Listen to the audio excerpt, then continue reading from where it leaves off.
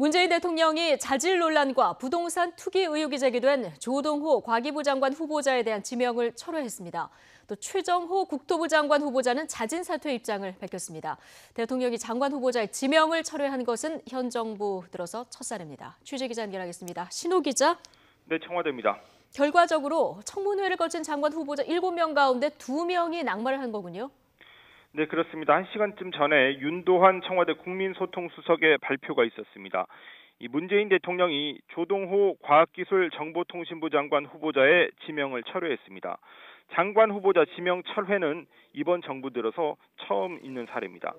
윤 수석은 먼저 청문회 과정에서 조 후보자의 자격이 국민의 눈높이에 맞지 않는다는 지적이 제기됐고 논의 끝에 후보 지명을 철회하기로 했다고 밝혔습니다.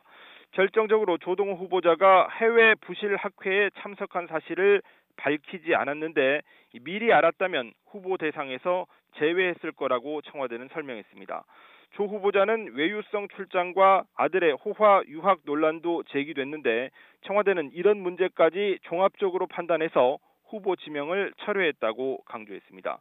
이 부동산 정책 주임 장관으로서 집을 3채나 보유해서 논란이 컸던 최정호 국토교통부 장관 후보자 역시 자진 사퇴 의사를 밝혔습니다.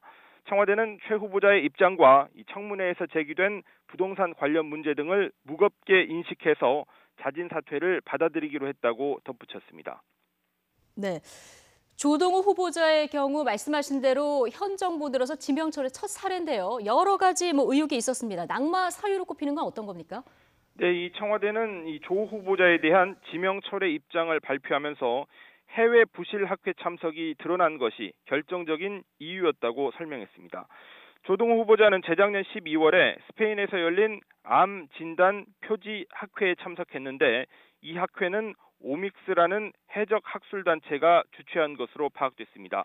이 오믹스라는 단체는 정상적인 논문 출판 문화를 해치고 또 과장 광고를 한 혐의로 2016년에 미국 연방거래위원회에서 공식 제소됐습니다.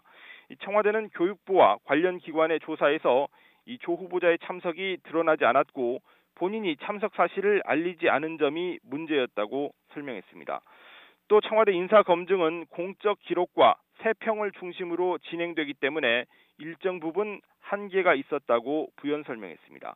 이 조 후보자의 해외 부실 학회 참석 사실을 제외하고는 청문회 과정에서 지적된 다른 흠결들은 인사검증 과정에서 청와대가 모두 확인했다고 밝혔습니다. 이 부동산 투기 논란 등에 대해서도 사전에 검증이 있었지만 7대 배제 기준에 해당되지 않기 때문에 장관을 할 수 없다고 판단하지는 않았다는 해명입니다.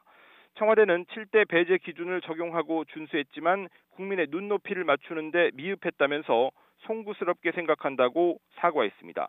또 7대 기준이 국민의 눈높이에 맞지 않는다면 새로운 기준을 검토할 때가 온 것 아닌가 하는 부분도 고려할 수 있다고 설명했습니다. 조동호, 최정호 두 장관 후보자가 결국 낙마했지만 다른 5명의 후보자에 대한 야당의 파상 공세가 수그러들지는 미지수입니다. 또 인사검증에 실패한 청와대 비서실 인사검증 라인에 대한 책임론도 커질 전망입니다.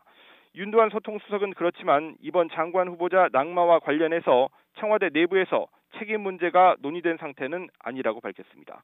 지금까지 청와대에서 YTN 신호입니다.